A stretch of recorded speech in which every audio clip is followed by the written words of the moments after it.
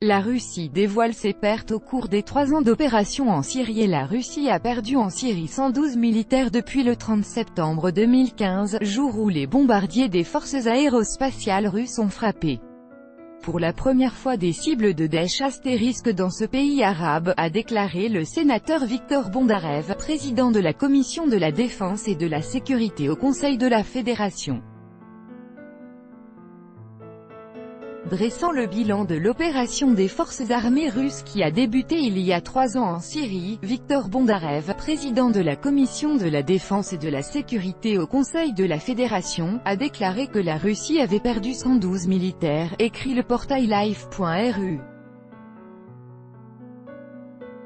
M. Bondarev a précisé que la moitié de ses militaires avaient péri dans le crash de l'An-26 qui s'était écrasé le 6 mars lors de son atterrissage sur l'aérodrome de Maïm, et dans le récent crash de l'Il-20 qui a été abattu par erreur par la DCA syrienne.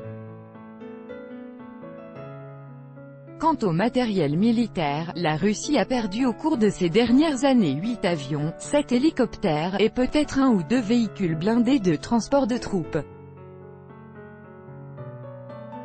À titre de comparaison, M. Bondarev a cité les pertes de l'URSS au cours des 3 premières années de la guerre en Afghanistan où, selon lui, 4800 militaires ont été tués et au moins 60 chars, 400 différents véhicules blindés, 15 avions et 97 hélicoptères ont été perdus.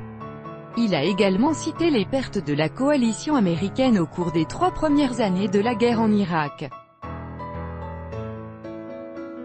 Ce sont 2515 militaires, de 10 à 20 chars, plusieurs dizaines de transports de troupes blindés, 15 avions et environ 80 hélicoptères. Le 30 septembre 2015, le président syrien Bachar el-Assad a adressé à Moscou une demande d'aide militaire. Vladimir Poutine a proposé au Conseil de la Fédération, chambre haute du Parlement russe, d'adopter un décret approuvant l'utilisation d'un contingent russe à l'étranger. La proposition présidentielle visant à accorder un soutien aérien aux forces gouvernementales syriennes dans leur lutte contre Daesh * a été soutenue à l'unanimité.